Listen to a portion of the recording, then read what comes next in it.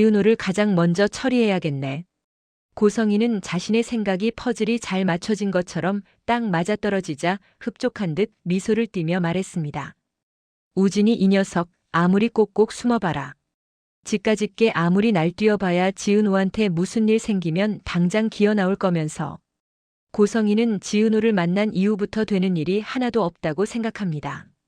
자식을 버린 엄마로서의 죄책감은 조금도 없고 그저 모든 일들이 은호 때문에 생긴 것이라고 생각하고 있죠.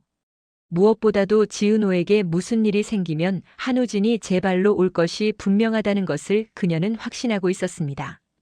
얼마 전까지만 해도 그녀는 돈 걱정을 할 필요가 없었기 때문에 거금을 들여서 100명의 인원을 부산 동우병원에 잠복시켜도 아무런 문제가 없었지만 이제는 상황이 달라졌습니다.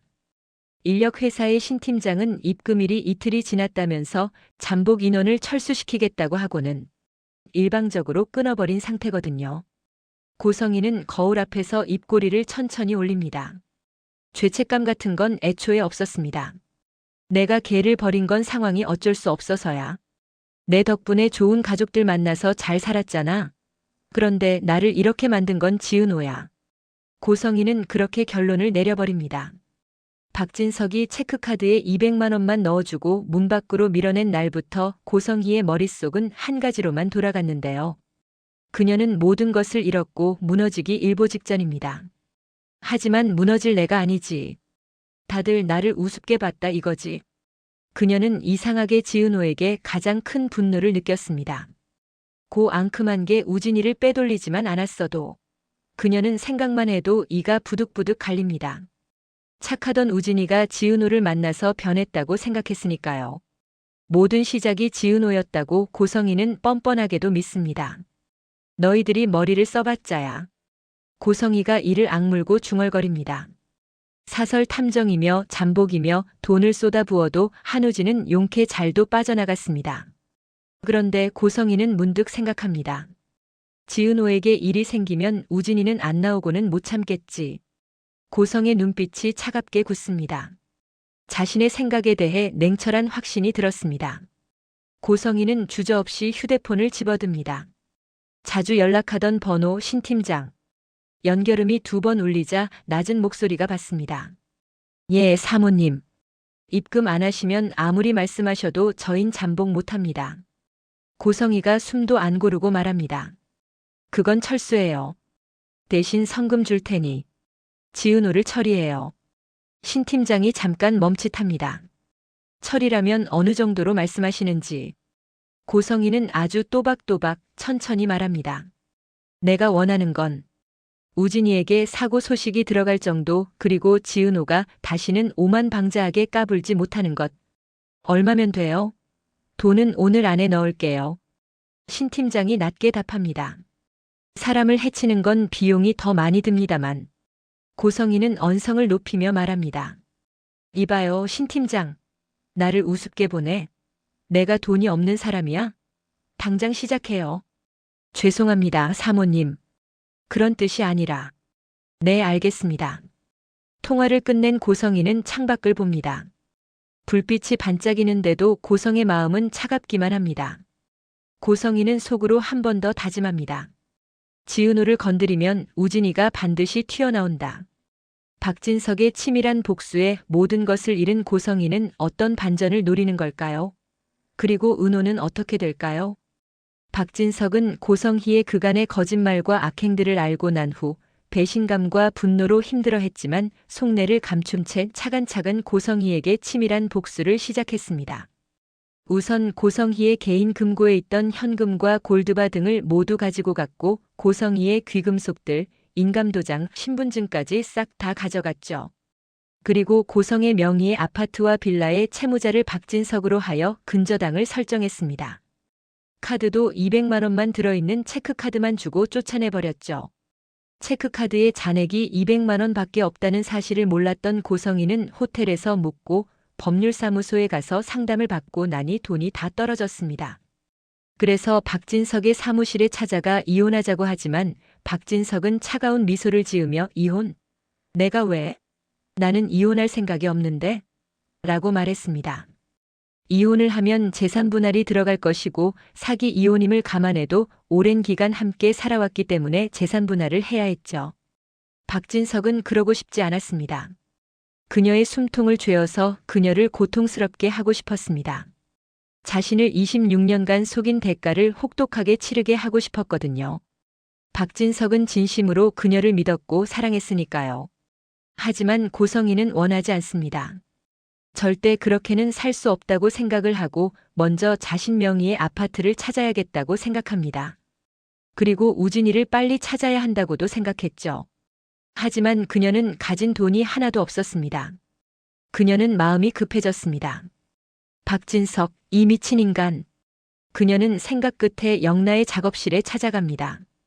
쿵쿵쿵 시끄럽게 두드리는 소리에 깜짝 놀라 뛰어나온 영나는 문 앞에 있는 엄마의 모습을 보고 얼음처럼 굳어버립니다. 엄마. 고성희는 문을 잡고 서 있는 영나를 밀치고 서둘러 안으로 들어갑니다. 영나는 잠시 그 자리에서 얼음처럼 굳어 있다가 정신을 차리고 따라 들어옵니다. 자신은 이 일에 신경 쓰지 않겠노라고 모든 것은 엄마의 악행의 대가라고 수도 없이 되뇌었는데 엄마가 자신의 작업실을 찾아온 것입니다. 엄마는 이유 없이 올 사람이 아니라는 것을 잘 알고 있기 때문에 영나는 긴장이 되었습니다. 엄마, 어쩐 일이세요? 영나가 머뭇거리다가 물었습니다. 고성희는 영나를 표독스럽게 쳐다본 후 말했습니다. 박영나, 그게 빈털터리로 쫓겨난 엄마한테 할 소리니? 내가 너를 어떻게 키웠는데 어떻게 지내냐는 연락 한 번을 안 해? 영나가 고개를 숙였습니다. 죄송해요, 엄마. 저는 그건 엄마와 아빠의 문제라고 생각했어요. 내 아빠가 4명의 아파트에 근저당을 걸었어. 그리고 모든 재산을 내가 쓸 수 없도록 다 묶어뒀어. 그래서 그 순간 영나가 고개를 들고 엄마를 바라봅니다. 고성희가 뱉어내듯 말합니다. 너가 2억 만들어와. 영나가 깜짝 놀라 말합니다. 2억이요? 어떻게 그렇게 큰 돈을 제가? 내가 너를 얼마나 공들여 키웠는데 내가 그 정도도 못해? 네 엄마 죽는 꼴 보고 싶어? 영나는 대답을 못합니다. 사실 영나는 돈이 있었습니다. 그간 모아둔 돈들 그리고 무엇보다 웹툰이 흥행하면서 많은 돈을 벌었으니까요. 영나는 잠시 고민하다가 알았어요. 라고 대답을 합니다. 급한 마음에 지푸라기라도 잡는 심정으로 영나를 찾아왔던 고성희는 영나가 순순히 알겠다고 하자 놀랍니다. 그리곤 한편으론 대견하기까지 합니다. 너 내 딸 맞구나? 그녀는 흡족한 듯 말합니다. 영나는 아무 말 없이 겉옷을 입습니다. 그리곤 엄마 여기서 잠시 기다리고 계세요. 라고 하고 은행을 가서 수표로 찾아옵니다. 고성희는 고맙다는 말조차 하지 않은 채 봉투 안 금액만 확인하고 영나의 작업실을 바쁘게 나옵니다. 고성희가 떠난 후 영나는 혼자 다짐하듯 중얼거립니다. 그래. 딱 여기까지야. 나는 이제 더 이상 미안해하지도 엄마 일에 관여하지도 않을 거야. 고성희는 영나 작업실을 나와 택시 뒷좌석에 앉자마자 봉투를 열어 수표를 다시 확인합니다. 2억이라는 숫자가 눈에 박히자 고성희는 잠깐 숨을 고르는데요. 그 숨은 안도라기보다 다시 시작할 수 있다는 흥분에 가까웠습니다. 고성희는 자신이 지금 처한 상황을 억울하다고만 생각합니다. 죄책감은 한 톨도 없습니다. 지은호를 버린 일은 고성의 마음속에서 이미 어쩔 수 없었던 선택으로 정리돼 있었고 지금 벌어지는 불행은 지은호가 끌고 온 재앙으로 바뀌어 있었습니다. 고성희는 창밖으로 스치는 가로등 불빛을 보면서도 머릿속에서는 계산이 멈추지 않습니다. 원래 계획은 단순했습니다. 우선 1억으로 근저당 무효 소송을 준비해서 박진석의 목을 죄면서 자신의 재산을 돌려받으려고 했었습니다. 박진석이 자신 몰래 자신의 신분증과 인감도장을 가지고 가서 인감증명서를 떼고 근저당을 걸어뒀으니까요.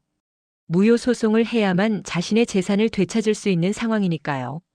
그리고 나머지 1억은 우진이를 찾는 데 쓰려고 했습니다. 소송은 시간이 걸려도 상관없다고 고성희는 처음엔 그렇게 생각했었습니다. 박진석이 이혼을 거부하는 이유가 재산 분할을 피하려는 거라는 것도 고성희는 알고 있었으니까요. 그러니 법으로 제대로 한번 물어뜯으면 박진석도 결국 돈을 내놓을 수밖에 없다고 믿었습니다. 그런데 택시가 신호에 멈추는 순간 고성희는 갑자기 10억이라는 숫자를 떠올립니다. 지은호가 우진이에게 줬다는 돈, 그 어마어마한 돈이요. 고성희는 그 숫자를 떠올리자마자 소송이라는 단어가 한없이 느리게 느껴집니다. 1억을 넣고 서류를 만들고 시간을 견디고 판결을 기다리는 것. 고성희는 그 과정을 상상하다가 입술을 비틀어 올립니다. 내가 왜 그걸 기다려야 해? 고성희는 속으로 말합니다. 어차피 그거 내 돈이었잖아. 그녀는 뻔뻔한 미소를 짓습니다. 그리고 스스로 대답을 합니다. 기다릴 필요가 없다고요. 왜냐하면 고성희에게 지금 필요한 건 잘못을 바로잡는 게 아니라 우선은 돈이니까요. 현금이 있어야 다시 사람을 쓰고 다시 자신이 원하는 대로 판을 깔고 다시 그 위에 서서 조종할 수 있습니다. 고성희는 자신이 아래에 있는 걸 견디지 못합니다. 박진석이 자신에게 돈 한 푼 안 주고 자신을 압박하는 건 자신을 말려 죽이려는 것이니까요. 그녀는 그렇게 당하고 있을 수만은 없었습니다. 고성희는 휴대폰을 꺼내 잠복 인력을 관리하던 사설 쪽에 다시 전화를 겁니다. 상대는 이미 기분이 상해 있습니다. 사모님, 입금이 이틀이나 밀렸습니다. 철수 들어갑니다. 고성희는 목소리를 낮춥니다. 고성희가 진짜 화를 낼 때는 오히려 목소리가 더 차분해지거든요. 그쪽은 철수하세요. 그리고 지금 당장 선금 넣을 테니 다른 걸 처리하세요. 다른 쪽이요? 지은호. 고성희는 전화를 끊고 다시 수표 봉투를 손바닥으로 꾹 눌러봅니다. 종이가 아니라 사람 목을 누르는 기분입니다. 고성희는 그 감각이 익숙합니다. 고성희는 늘 이렇게 살아왔으니까요.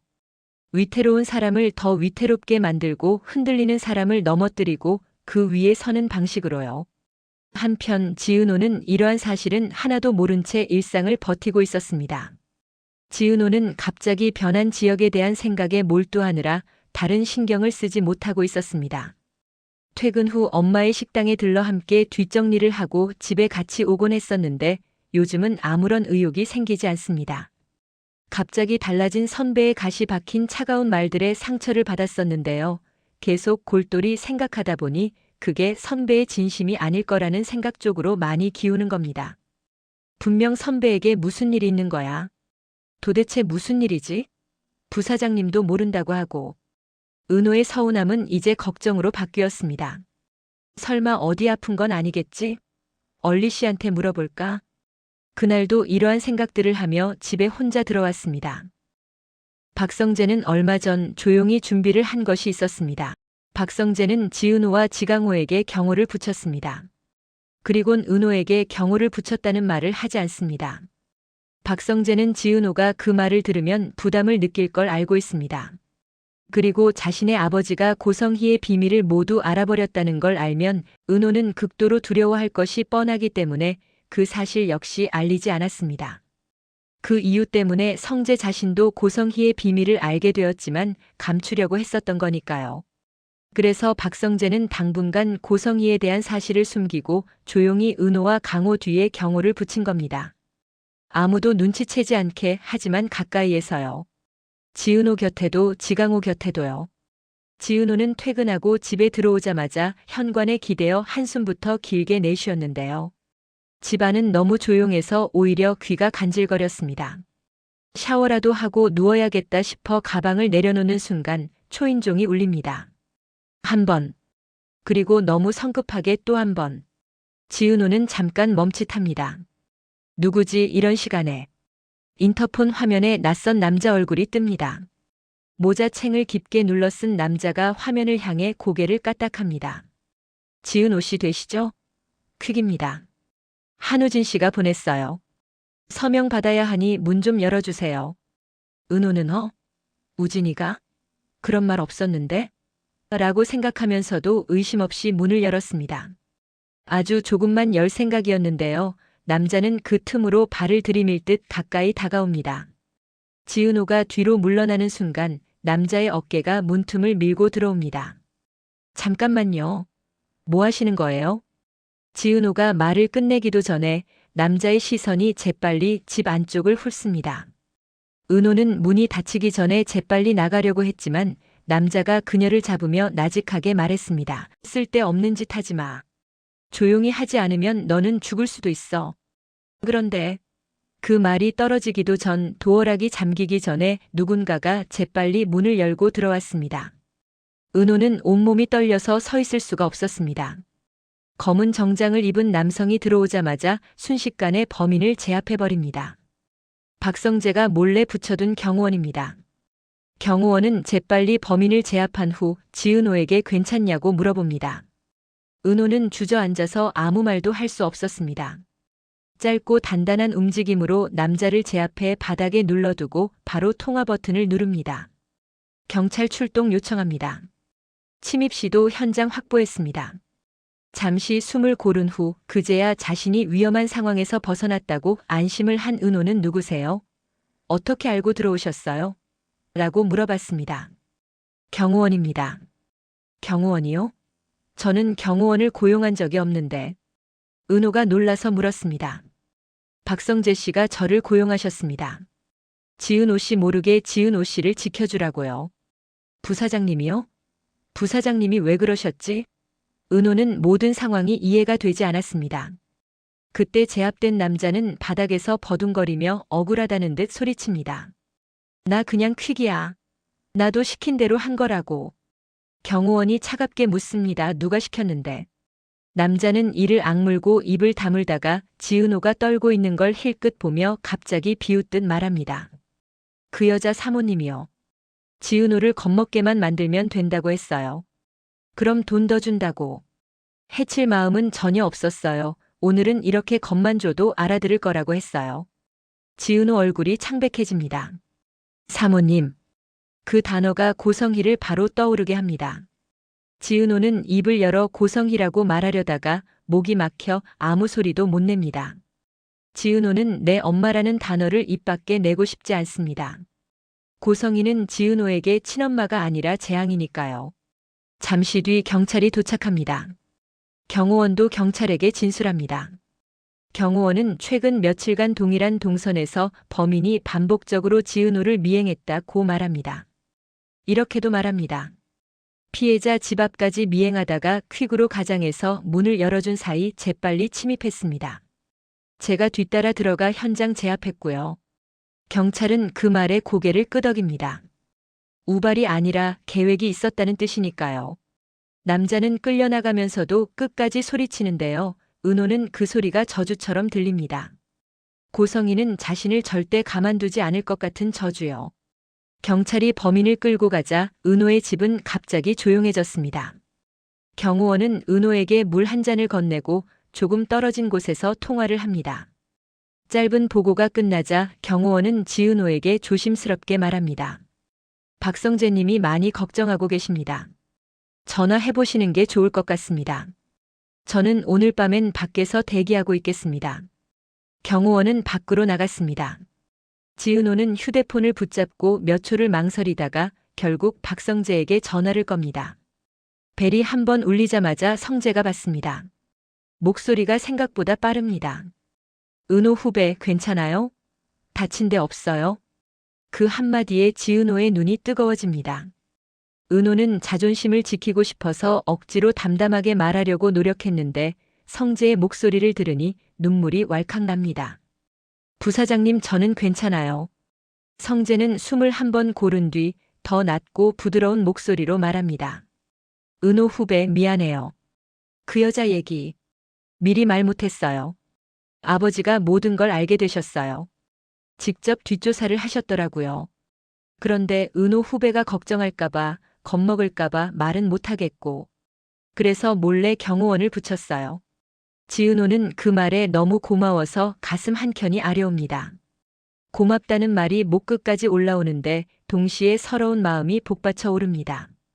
자신이 이렇게까지 보호받아야 하는 상황이라는 게요. 그것도 생모라는 사람 때문에. 은호는 겨우 입을 엽니다. 고마워요, 부사장님. 진짜로요. 아니었으면 저. 지은호가 말을 잇지 못하자 성재가 바로 끊습니다. 그 얘긴 하지 마요. 지금 중요한 건 당분간 혼자 있지 말아야 한다는 거예요. 경호팀이 오늘은 밖에서 계속 대기할 거예요. 그 여자 지금쯤 눈에 뵈는 게 없을 거예요. 아버지가 모든 것을 못하게 막아뒀거든요. 은호는 뒷목이 서늘해집니다. 성재가 이어서 말합니다. 하지만 은호 후배 걱정하지 말아요. 범인이 잡혔고 범인이 어느 정도 자백도 했고 돈 흐름으로 증거도 확보할 테니 이제 그 여자를 구속하는 건 시간 문제예요. 경찰서에서 끌려간 범인은 계속 억울하다는 듯 사모님이란 말만 반복했습니다. 전 진짜 얼굴도 몰라요. 신 팀장이 시키는 대로만 했어요. 대상 이름이랑 주소 주고 말 그대로 겁만 주고 나오라고 해서 시키는 대로 한 것뿐이라고요. 경찰은 그 말에서 곧바로 수사 방향을 바로 잡습니다. 사모님이 누군지는 몰라도 신 팀장이라는 사람을 조사하다 보면 누구의 사주인지 알 수 있을 테니까요. 경찰은 신 팀장부터 잡습니다. 신 팀장은 처음엔 아니라며 딱 잡아댑니다. 저희는 인력 관리하는 회사예요. 제가 누굴 해치라는 지시를 하다니 말도 안 돼요. 하지만 경찰이 조사한 통장 거래 내역들을 살펴본 결과 놀랍게도 신 팀장의 통장에 최근 1억의 수표가 입금된 것이 보입니다.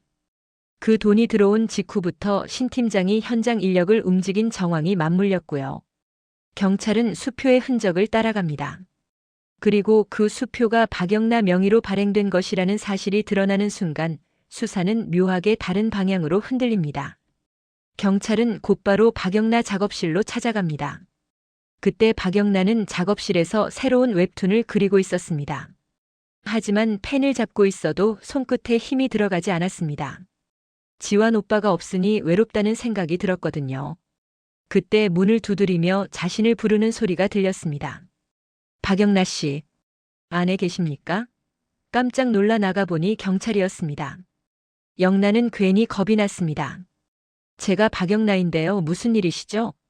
경찰이 자신의 경찰 신분증을 내밀며 말합니다. 박영나 씨, 며칠 전 수표 발행하신 적 있으시죠? 영나는 순간 머릿속이 텅 비어버립니다. 수표. 2억. 엄마.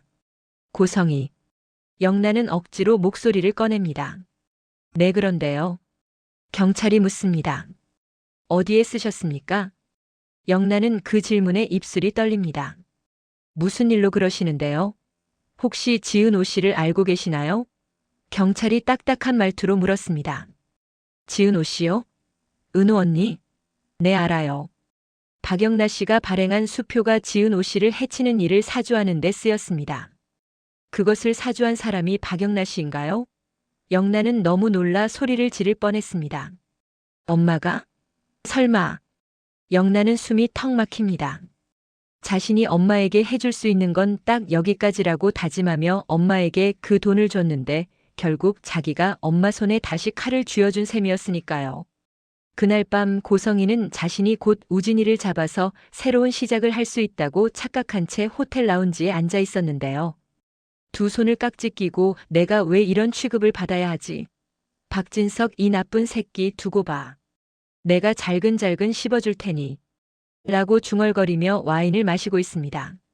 그런데 로비 쪽에서 경찰이 다가오는 걸 보는 순간 고성희의 눈빛이 아주 잠깐 흔들립니다. 아주 잠깐입니다. 고성희는 그 흔들림을 감추려고 오히려 더 턱을 치켜듭니다. 경찰이 고성희에게 다가왔습니다. 고성희 씨, 무슨 일이죠? 경찰이 차분하게 말합니다. 고성희 씨 맞으시죠? 참고인 신분으로 확인할 게 있습니다. 고성희는 비웃듯 코웃음을 칩니다. 확인? 무슨 확인이요? 고성희는 자신이 거리낄 것이 없다는 듯 도도하게 말합니다. 하지만 경찰이 신 팀장이라는 이름을 꺼내는 순간 고성희의 손끝이 미세하게 떨립니다. 고성희는 끝까지 모른 척하며 속으로 생각합니다. 이 멍청한 것들. 고성희는 그 자리에서 연행됩니다. 구속영장이 발부됐거든요. 고성희는 수갑이 채워지자 목소리를 높입니다. 이거 나. 안 나? 너희들 내가 누군지 알아? 내 남편이 누군지 알아? 경찰은 흔들리지 않고 미란다 원칙을 고지합니다. 경찰에 끌려서 로비를 지나가니 사람들이 쳐다봤습니다. 고성희는 아무 일도 아니라는 웃었습니다. 마지막까지 체면을 세우려 노력하지만 눈동자에 분노가 들끓습니다. 로비를 나오자 고성희는 작은 소리로 뱉어내듯 말합니다. 지은호.